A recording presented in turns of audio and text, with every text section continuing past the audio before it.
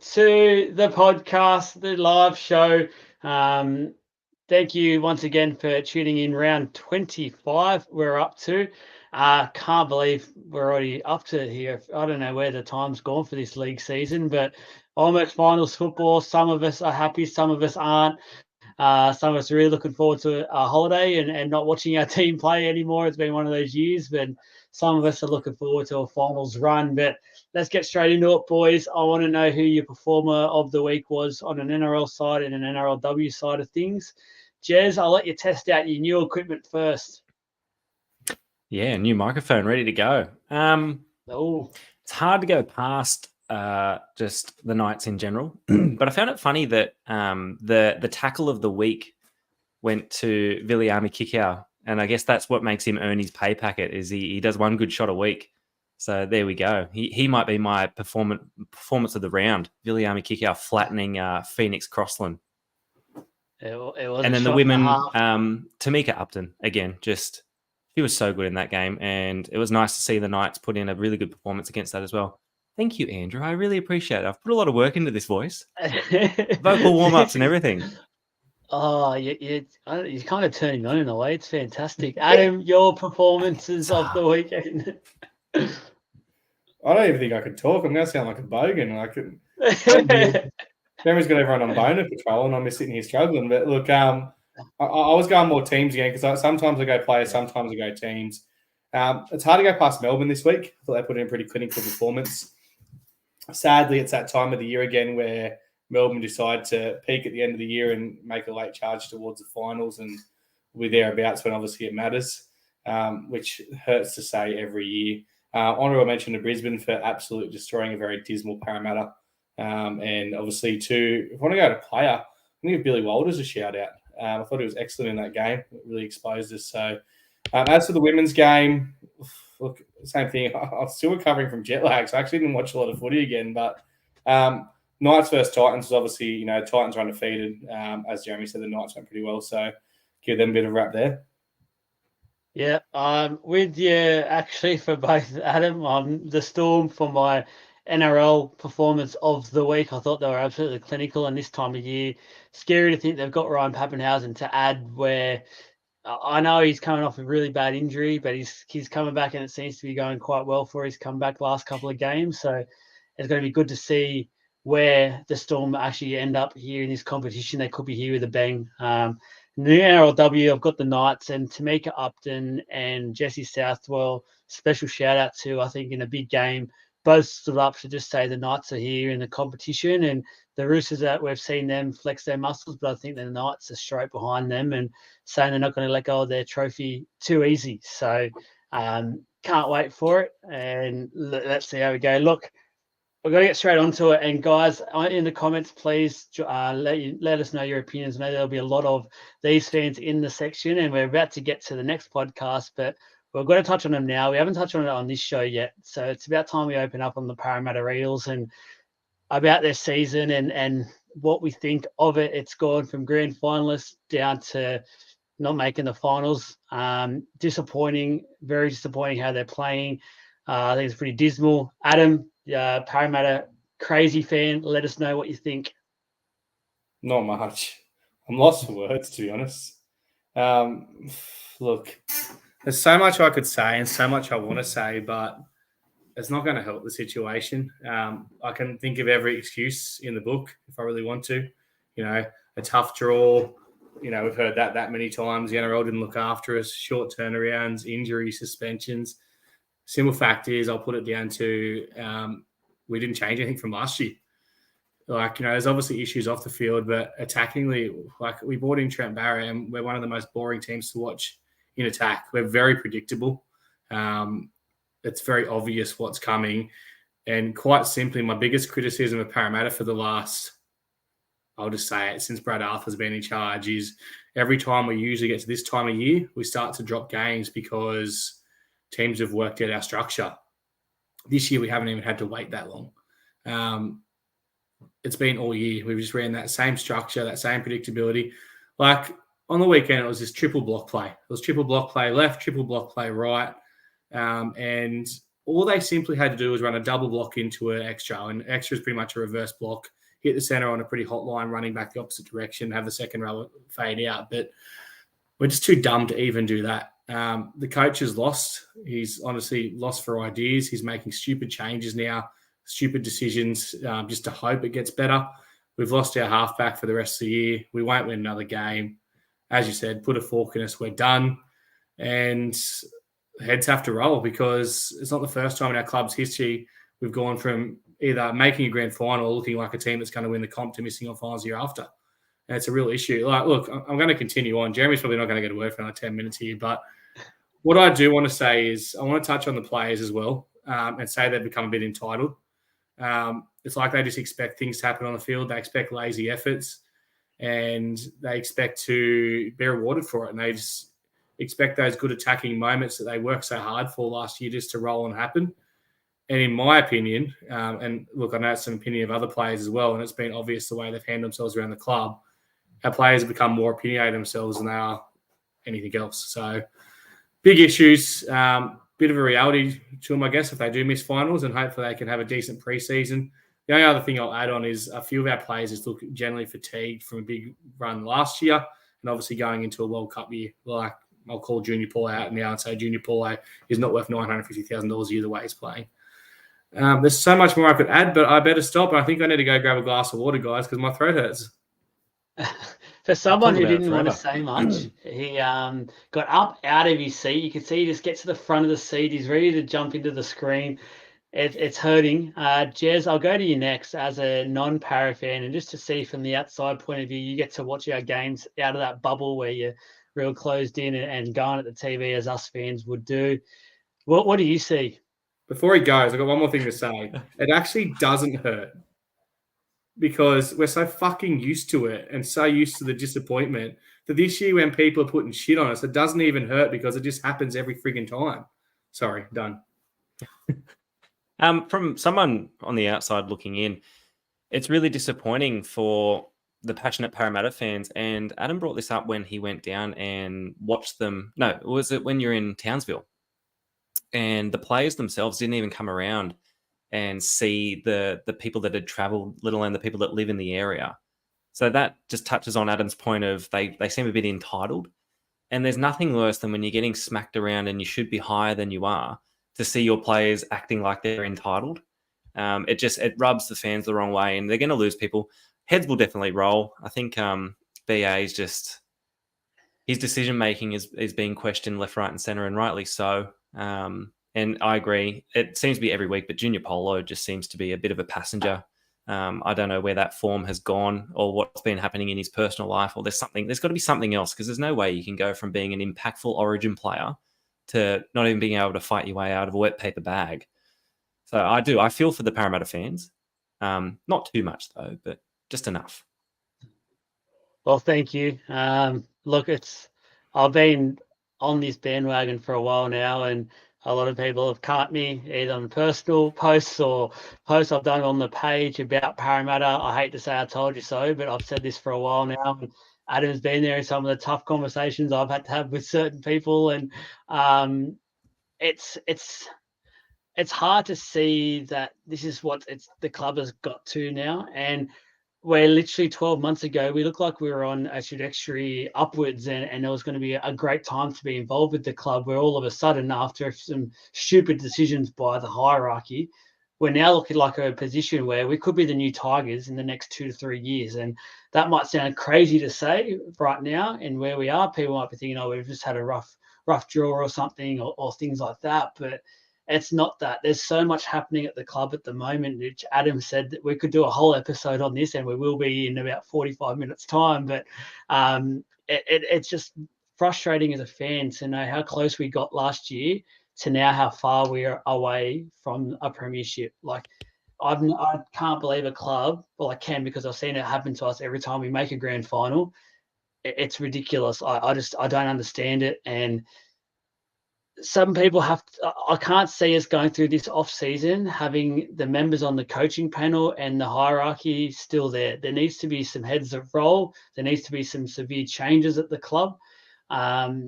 I don't know, Adam. There's comments in there about BA, and if he was to leave, I think they'll give BA the off season and probably about 6 to 8 rounds next year to prove himself. I don't think the club will. What's the point of that? And that's who's one of the things coming I in? hate. Who are you replacing with? That's the question. That's the question needs to be asked. But who are we going to replace him with 6 to 8 rounds in a year?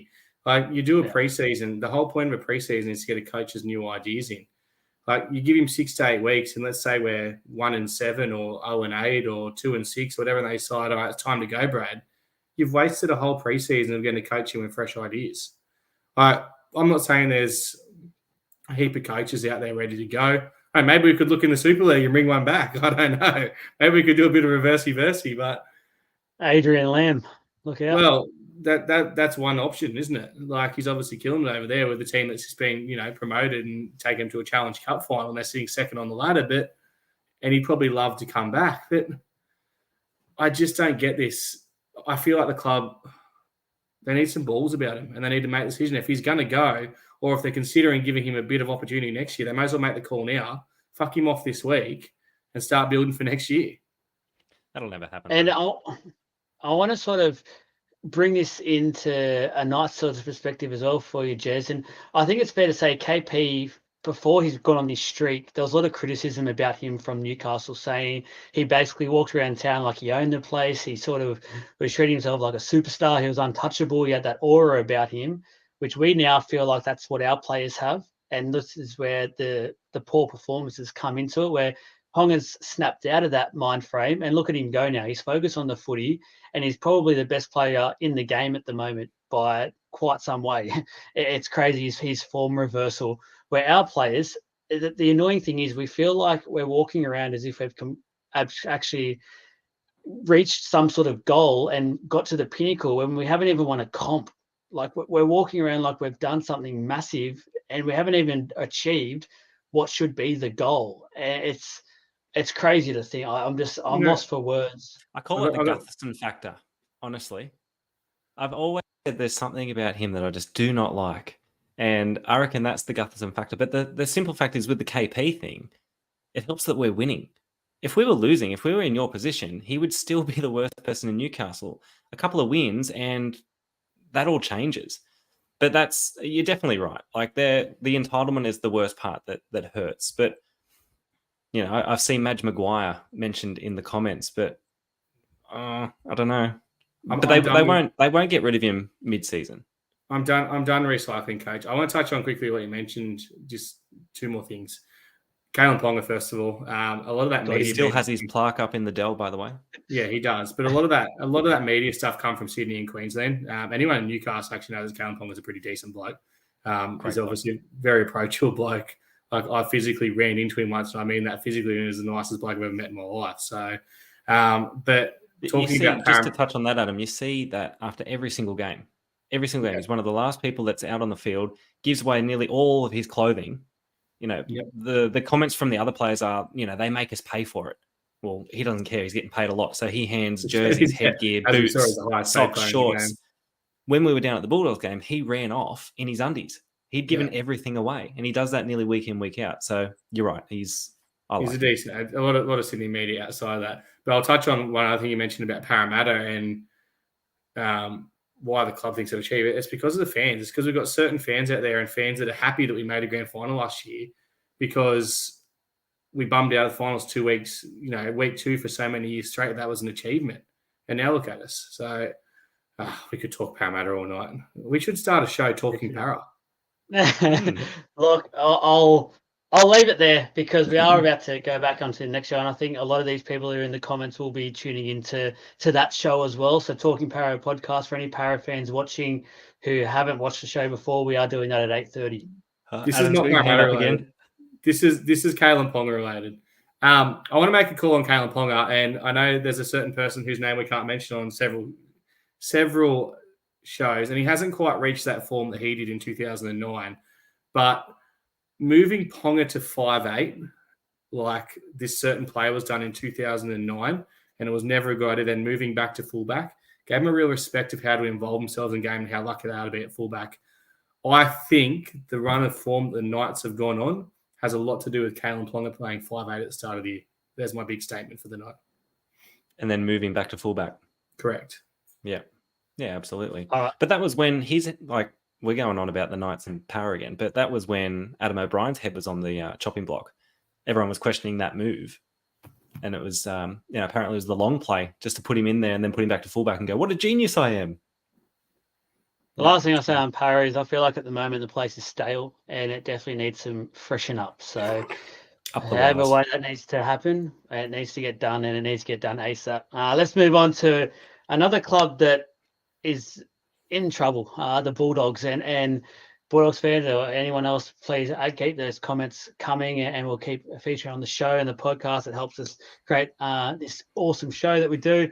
The Dogs for mine, this rebuild that we continue to hear from people like Phil Gould, Serraldo, I'm at the point now where I'm starting to feel like the players are using it as a bit of an excuse to not show up and put 100% effort in because they already know this year's a write-off. I watched the Knights game on the weekend. I know the Knights are in great form and there's nothing to take away from the Knights, but their first 3 tries, that could have been under 12s defending. It was horrible. It was literally like Kikau last year for Penrith would not have missed any of those tackles that he missed, and the efforts that he was making was just piss poor. It was not NRL quality, and this on the weekend was the strongest lineup they've had all year. So there was no excuses at all there for the Bulldogs. And we talk about the clubs that are down the bottom, the Tigers, the Dragons, the Dogs. At the moment, the club that I have the most fear for moving forward is the Dogs, and they're the ones that keep trying to be so active in the player market. I don't think they're getting the right players to start with.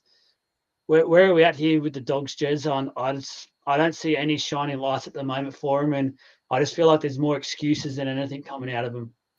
Yeah, going into this game, it was actually, I was worried. The Dogs were full strength, and I thought if there was ever a game for them to turn it on, it was going to be this one. But then they were woeful. Those first 3 tries, like they're the tries that Adam scores when he plays against the 12-year-olds when he plays Oztag. Like they were woeful. The misreads, they didn't even get tackles on them. The one where Gagai just spun around and went through everyone, that was ridiculous. And then I think the other one was just a massive dummy straight through the middle. Like it was inexcusable. They are atrocious. And the way that they're spending money and just they're trying to buy their way out of a deep, deep hole. And you're right. I think the players are probably using that as an excuse as well. We've had injuries. We're rebuilding. No, give it your best shot. And I know Gus came out and he's like, oh, they try every week. Their captain's runs are fantastic. They put in all the work. But then come the weekend, they are an under 12 side. They're terrible. But yeah, Kikau did that one good shot on Crossland. So giving the player of the round. Adam, we love to bag on the Doggies being Para supporters, but I think it's just as a rugby league fan, there's some definite worrying signs here at this place because this rebuild could be massive. Yeah, for sure. So I was just giving my mousy old shake then. Look, yeah, I remember this week. I was actually doing something else. And I think I've made it disappear. I don't know what's going on then, but look, the Dogs. All I think they need to do is sign some more players. I really think they're going the right way there. I think you definitely can try and buy a comp. It's the perfect way to go. Look, we touched on it last week, or maybe it was the week before. Gus Gould, what he did at Penrith was set up a pretty good junior system. I think he's on the way to do that there. It's going to take time. It's going to take patience. At the moment, the Dogs are a long way away. Part of the 10-year plan is they will win a comp eventually. They're just going to have to wait 10 years. And at the moment, they're a basket case. They've got players wanting to leave to go do boxing now. Look, it finally come up. There you go. Fix. Jerry, that was a dig back to Jeremy. And yeah, pretty much, I have not much else to say about the Dogs. They're pretty lucky the Tigers are playing like shit. The Tigers are actually, they're flying under the radar, aren't they, about how shit they're going because of how bad the Dogs are going and how bad St. George were going before that. That was the conversation about the Knights, though. We were lucky that we had 3 teams below us. Yeah, that's what I mean. They are absolutely so lucky that there are teams behind them. But is Toby Sexton their saviour, their Lord and Saviour? Is that who's going to turn the club around for them? No, Stephen Crichton is going to take intercepts. Oh, Crichton, yep. Yeah. He's coming, don't worry, guys. But at fullback, of course. At fullback, yeah. I think the problem as well is this is a talking point we've talked about in the past when it comes to hiring assistant coaches as your head coach, unproven coaches who haven't done the groundwork and have come from that assistant role up to the head, or the main job, not the head job, and we see where they go with it. So I'm not here to bag out Serrato. I think he has a mammoth job on his hands, and I think he was probably led astray about taking this job on. I don't think it was the right job to take on for an unproven coach. It just comes back to say that I'll show you that coaches need to be careful. You can't. It's always good to come into the grades to show you who you are and make a name for yourself, but it can quickly damage you as well. Like if this doesn't go well for the Bulldogs next year, I can quickly see Serraldo out of a job and being the scapegoat for the club. I don't think he's necessarily a bad coach. He's just been told the wrong things. He's been led astray. He's the next Seabold. He's just going to get thrown in the background. He'll just pop up in random coaching boxes and you go, oh, is that where he is now? Because honestly, that's what you do. You look in the background and you go, oh. Refer that this way as Stephen Kearney. Stephen Kearney was meant to be the next great coach and ran Parramatta to a wooden spoon and then just pops up as a water boy for Brisbane a couple of years later. But that's where he is. Yeah, that's where he is. The one thing I do like, sorry, Adam, the one thing I do like about the Tigers games is when they do cross to the coach's box, they very strategically place that very attractive woman in camera shot every single time. And I swear the viewership goes up every time. I don't know, but it's great. I would notice it's great footage. Oh, no, of course not. Quickly on this one, Andrew, I know you're a massive fan, so I'll answer your question on the spot. Webster isn't necessarily a proven head coach. He has done the jobs in the past, so he's been caretaker coaches for periods of time for different sides when they've sacked coaches and things like that. So he has had a taste of what it was like. So he's working as well. That's an example of taking, I think, the right job. They've got good players. You know my thoughts on this though. You know my thoughts on recycling coaches, and these blokes are never going to get opportunities. Yeah, they'll learn from them. Like let's say Serraldo does nothing with the Bulldogs next year, he gets sacked. He'll go back, he'll be an assistant, he'll learn from his experience. He might pop up in 2 to 3 years' time somewhere else. Parramatta will probably be on their 5th coach by then because they're going to go through that many coaches getting that much time, and he could pop into that role. It's the only way they're going to get a gig, really, besides going across the Super League like Lamb's done. He might come back and get a role here eventually, but, it is pretty hard. But of course, your brother knows come out like Todd Payton. Todd Payton's become a good coach at the Cowboys. Webster, obviously a good coach. There's a lot that haven't been good, but, you're going to cycle some two out of the bad as well. Yeah. And yeah, just quickly on that Sexton comment, I don't know if Sexton is the answer, but it's someone to probably. There's a massive drainage, and I was going to bring up the talking point, but it's going to be probably next week because there's a lot to talk about.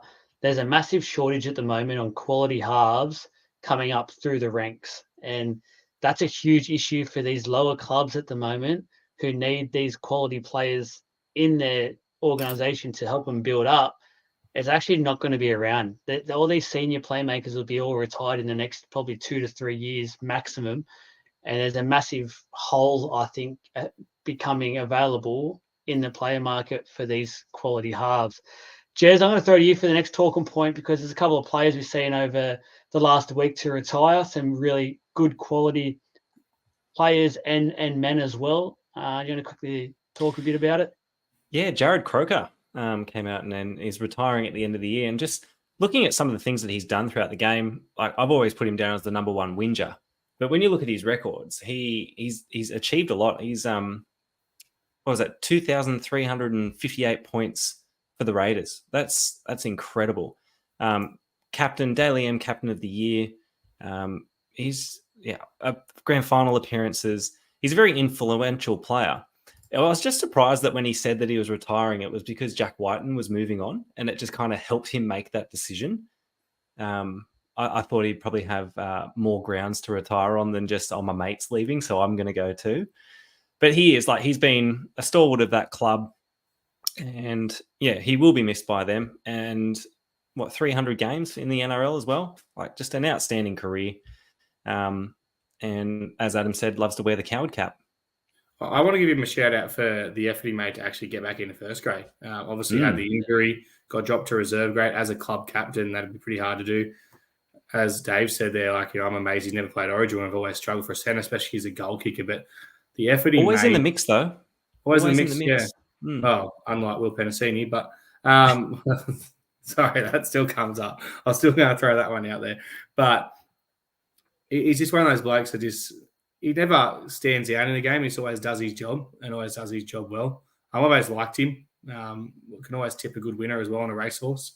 But yeah, like you said, he will obviously miss the game. I'd also like to congratulate too, obviously, as you said there, Joel, Wade Graham's retiring, but also like to congratulate Wonga Blake on his retirement. We've seen the last thing in the NRL. Sorry. Yeah, a quick one on Wade Graham as well. I got a comment there, Andrew, as well about Wade, and good to see him as well go out on his terms. I think similar to Croker, there was times there when his body was really given away, and it's good to see him start to get away and go out. Both of these players get to go out on their terms, and 250 games for the Sharks, 42 for the Panthers. Like won a comp with the Sharks. He's had a pretty stellar career and playing in the front row as well. Like that's huge. Thanks, David Middleton. You're on fire. Yeah, that's stats, man. This new equipment has got you on top of your game. This is fantastic. Where did he start his career? If you want to, I don't know. I don't have that article up. Penrith. It was a 5'8" at Penrith. Oh, there you go. There you go. David Middleton. Shut up, you bum. While we're also here, I'd like to congratulate James Sesko on his announcement of retiring from State of Origin. That's coming, guys. Breaking news. All righty. Let's get on to some positive news, and let's talk about the Brisbane Broncos. And I want to ask you both the same question here. I'm going to ask you about the Broncos. You simply need to tell me if they're going to win the comp or why they're not going to win the comp. Adam, you can go first. I don't know how this is positive news, Brisbane being good again. Look, it probably is. Like, obviously, Brisbane, Queensland, the heartland of rugby league, they get rugby league, unlike New South Wales. And obviously, it's having a strong Brisbane team helps. But can they win the comp? No. They can't. I actually haven't been a fan of them. Yeah, I was going to say, why? Why? Because I still have no faith in Adam Reynolds being able to perform on the big stage. With his body the way it is, it could happen any minute. He could go down 1 minute in the grand final. For me, I'm saying this now, Penrith play Melbourne in the grand final. Oh. Just because of the recent run of form from Melbourne, or? I don't rate. You've seen enough? I just think Brisbane have got, like I said, Reynolds, but Walsh's cockiness as well. I can honestly see LOI Penrith playing Brisbane in a prelim, which means one of them's got to lose week one. There's another spoiler alert for you. And I can see somehow, some way, I can see that smug little prick LOI getting the last laugh over Walsh. It's just something that's up in my head.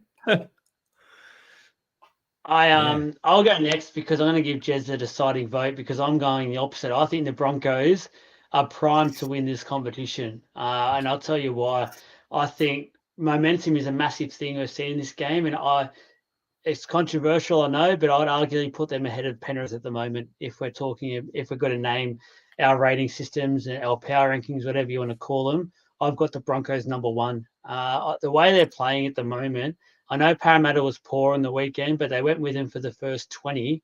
And then it was like Broncos just said, okay, off we go. We're going to put the NOS on and see you later. And I know it wasn't helped because poor substitutions. We're not going back into Parramatta, but I just loved what I've seen from them the last few weeks. I understand Reynolds' body, but I feel like they've got enough time at the moment to give him some games to get rested properly and get his body right. He's in the right frame of mind. There was talk about him potentially playing Origin this year. Walsh I said KP's the form player of the comp. Walsh is probably second at the moment in terms of form. They're both the Broncos should have 2 home finals in this run as well. So they should only have to travel to Sydney once they get to the grand final, which is big as well. So they have a lot of support, and I think they've got that group together at the moment that can do something special and challenge Penrith for that few years to come and having that type of dynasty. So, Jez, your deciding vote here, the Broncos, are they going to win the comp this year or they're not? And give us your reasons. No. No, they're not going to win the comp because the Knights are. You're talking about form and taking form into it. Well, look out, baby, Newcastle Knights. No, no, I don't think they're going to win the comp. I see them being in the grand final, but if it is Brisbane Penrith in the grand final, it just screams of Brisbane are the flashy team at the moment. Like they're putting on like Reece Walsh. Every time we touch sport, it's just exciting. But I see Penrith as clinical. Week in, week out, they do it. They always win and they win comfortably. They stick to their plans. They figure teams out quite quickly. And I think they've got Brisbane's number. Melbourne, with their form coming into it, I don't see them carrying it all the way through, though Melbourne do turn it on for finals, as we know. It's just their system. It's how they work. But no, I don't see Brisbane winning the comp, but I'm more than happy to be proven wrong. Also, as there's in the comments, don't forget the Warriors. Don't forget the Wars. We're all on the Warriors. We're all on the Warriors. I've always been a Warriors fan. I'll come back at you both here and answer me this question then. We've seen in the Origin series, New South Wales dominated the first 2 games with Penrith players, and we all joked around at the time it was the New South Wales Panthers. Queensland had a lot of those Broncos players at the moment that are in form, and we've seen how Queensland were able to beat New South Wales by using pace and throwing off that Penrith system and being up in their face. Isn't that what the Broncos can do with Penrith? Yeah, but Penrith play together week in, week out. New South Wales, they're a put-together side. They're trying to play Penrith style. Sorry, Adam, to jump over the top of you there, but I have my answer ready to go. I don't think Penrith will win the comp either. So I don't think that's the issue. Who's winning it? Obviously, the Warriors. I'm on, as much as I hate to say this, I'm on Melbourne now.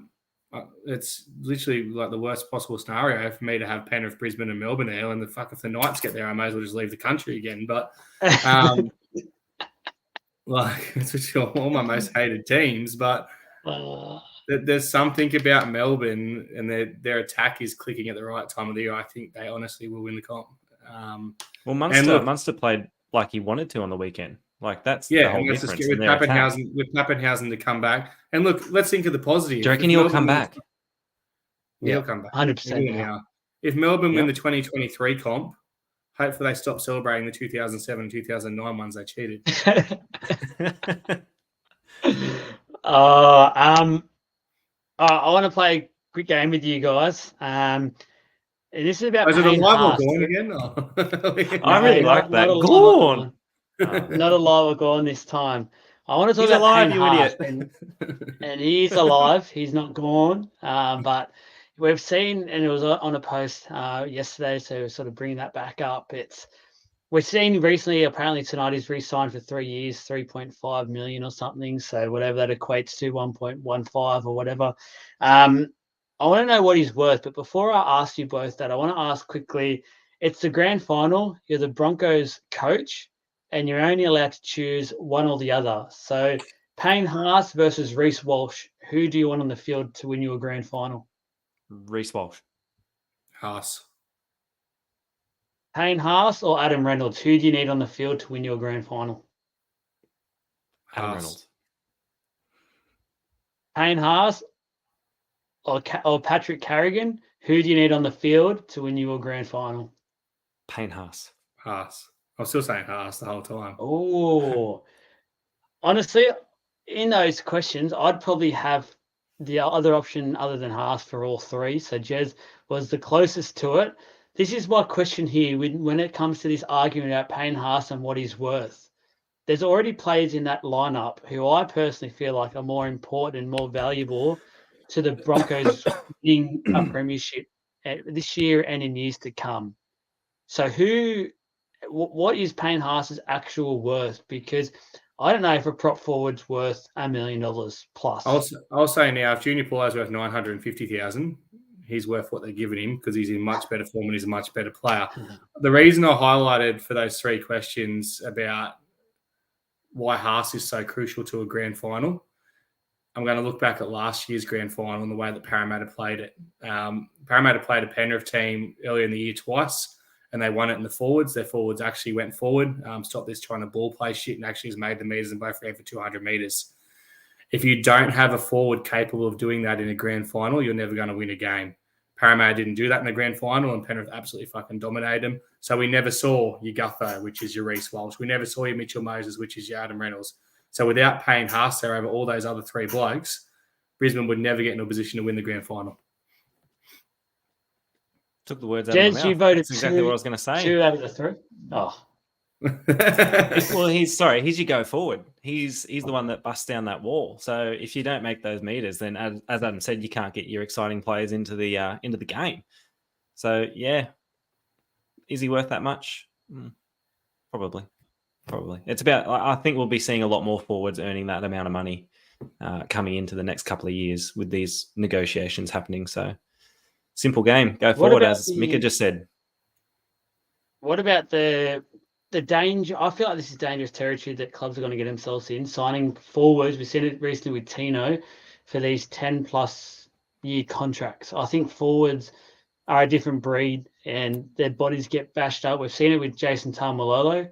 Now he's a bench player at the Cowboys. He's got at least 6 forwards for mine at the moment at the Cowboys who are in front of him, form and player-wise, quality-wise. At the time, Taumalolo was worth that money. But is he still worth $1 million coming off the bench? No, he's not. So is this dangerous territory to start getting into offering forwards 10+ years? What's the way to do it to keep them on the books for not having to pay as much money? So as they get better and get older, and if they're representative players as well, then you're not paying top dollar for them. You have those increments that are in their contract. 10 years is a long time, though. Most of the back-end deals, I think the thing that Taumalolo suffered with so much is the evolution of the modern-day lock. The modern-day lock's changed so much since he signed that deal, and that's why he's out of favour. Like, they've obviously had Ruben Cotter come in as a smaller, more, versatile, better ball-playing forward, playing lock. And, Taumalolo, look, he's probably a front rower now, to be honest, the size of him. So, they'll ship him off, and someone will take on Taumalolo based on what he did do, Some desperate club like the Bulldogs who are trying to buy a comp will give him whatever the Cowboys are giving him anyway. Fuck, I'd take him at Parramatta. I'd take anything at Parramatta at the moment. Does he want to coach? Well, as Andrew just said, like a lot can happen in 3 years. So 10 is huge. That's a huge contract. Let's cross codes for a second. Look at AFL. Buddy Franklin. Everyone laughed when the Swans put him on a 10-year deal. He probably had a year of that out injured, but he actually obviously went an extra year this year on that extension, and they got a pretty freaking good deal on him because what he ended up offering towards the back end of that and obviously breaking the record and stuff paid for itself with the crowd and the merchandise and stuff. Absolutely. You talked about cross codes, so I've got to quickly bring it up. Obviously, everyone's swept up in Matilda's. I don't know what the key word is, but it's a phenomenon at the moment watching the Matilda. I think anyone watched the Saturday afternoon and night games because we were too busy watching the Matildas, so we won't talk about anything like the Roosters, things like that. Just good luck, girls. No, good luck tomorrow night, Wednesday night. For those who listen, I'll probably upload this in the morning, so it'll be that day. Good luck to the girls. I hope you go out there, kill it, get it done against those Poms. We'll all be watching. I think there'll be a massive viewers as well. No other sport on tomorrow night, so it's a free-for-all for the Women's World Cup. Yeah, and the Boomers brought their game forward. So they were supposed to play at 7:35. They brought it forward to 5:35. One, they knew that no one was going to watch them. And two, they've said that they're doing it to support the girls. So, mate, it is outstanding. The hype is real. At school, the kids are going bananas. Like all the girls that are out on the football field kicking the ball around at the moment, it is amazing. And for us to all get behind them is a no-brainer. They are spectacular. 170% the growth of the junior development through soccer. It's incredible. Success. Incredible. But obviously, talking about cross codes as well, talk about, the rugby league, AFL, they all had the game shown. Like some of the games pushed back. As you said, the Boomers have did it last week. And some of the scenes at the MCG and Allianz Stadium and stuff for that penalty shootout was incredible. They cut the feed at the MCG and they advised everyone to watch it on their mobile devices. Yeah, and they all booed. It was when the penalties went forever. It shows you as well the growth that women's sport has and the capabilities it has. That the NRL need to grab hold of this NRLW. They're doing it the right way so far, but continue this way.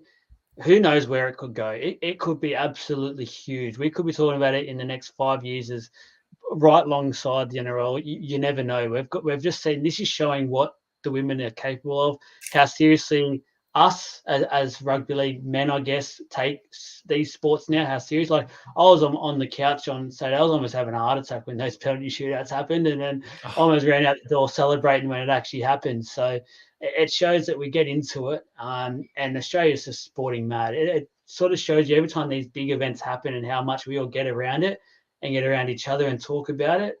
Shows you what we're capable of as a country and a nation with these games and the sports. So quickly go through some questions, guys, and quickly get them in for the next 5 or so minutes. That question just there. Can you just highlight what you said there about obviously the NRLW growing? I'm totally keen for it to be on the same level because then I can be constantly disappointed by both my Parramatta teams. Is it the Andrew one? So this... Yeah. Now I've got a question. I can't remember who said it, but a football or soccer legend doesn't want the public holiday, but development in the women's game. Do you agree or disagree? Jez, you were keen as you have it. Public holiday. Who doesn't want a public holiday? That guy's got rocks in his head, whoever it was. But the development of the women's game comes from this, like having it. Oh, it was a past ladies player, I believe, who made those. Oh, she's just salty that the team's gone further than she did. But we no, the growth in the women's game is just that's what it's all about. And as I said, at a primary school level, I see it every day. There are more and more girls getting out there. For them to be able to have that role model in Sam Kerr, mine's Hayley Rasso. I just love the way that she plays, but. There are so many. They love Mary Fowler as well. Like these girls are becoming household names, and rightly so. And it will happen with the NRLW. I know that there's a passion. Oh yeah, absolutely. But with the NRLW, I think the one code that hasn't nailed it is the AFLW. AFL. I know that they're getting Melbourne crowds. They do. They rush them. They weren't ready. And they've got a lot of development, but I just feel like the NRLW is in a really good spot at the moment with the introduction of those new clubs, and they're getting bums on seats, which is great. And they're also scheduling the games at better times, putting them either before or after the men's games, just to have a home crowd, like have reserve grade, the women's and the men's on at the same game. Like that's worth a ticket. That is worth a ticket. And if they're going to charge extortionate amounts of money for games, then you have to have those games on there as well. Can we just touch on the public holiday quickly, girls? No pressure if any of the Matildas are watching, but which I'm sure they are. It's actually my first day back off leave. Yeah, ACM. It's actually my first day back off leave on Monday, so nothing would be better than winning on obviously winning on Sunday. Because then I get a public holiday on my first day back. So no pressure, girls. But I'm going to be pretty filthy if you don't win. Just to make a World Cup final is outstanding. Let's do it, girls. We got this. Get your last couple of questions in. This one for you. I'll go to ads for this one. It's a slight concern, I think, for a lot of para fans. If BA does go, do players like Moses, Gutho, things like that have release clauses or whatever they want to call them these days? I don't believe Gutho does. You think how drawn out Moses' signing was and how long it took, and the fact that we announced BA, then announced Moses. Moses most likely would. I'm at the point now, I know there's a half shortage, as we keep saying, but if a player is going to leave because a coach has gone, they haven't got a passion for the club anyway. And Mitchell Moses, as we previously stated, missed the birth of his child last year to play a prelim final for Parramatta. So he's not going to leave the club because the coach goes. And if he does, so long anyway. Go to boxing. Go to Super League. So long. Fuck, I hate footy. Trying to this one here as well. Do we see Burton in the future a 6 or a 7? To be honest, I see him as neither. If Bulldogs are a fair income chance at a premiership in the next however long Burton's there for, I think his best position is centre, and they need to have better halves in the Bulldogs ranks to get the Dogs to that extra level. Jez, the future for Burton? Nah, he's not even a backup singer, as Joey would say. So, getting back in the centres where he needs to be. He can put up the Burton bomb from there. That's really all they need. He can finish. He's strong in the centres. He's not a half, unfortunately, and the Bulldogs wasted a lot of money there. Adam, one for you, just because you're so big on retirements.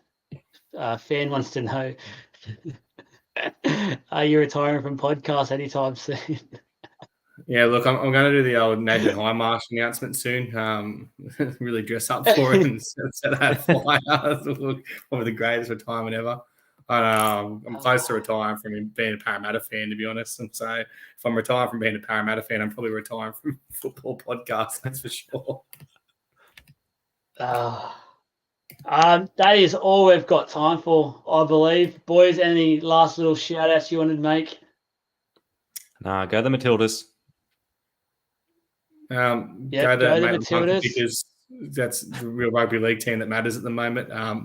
Minor Premiers only lost one game. Major semi this week to go into a grand final.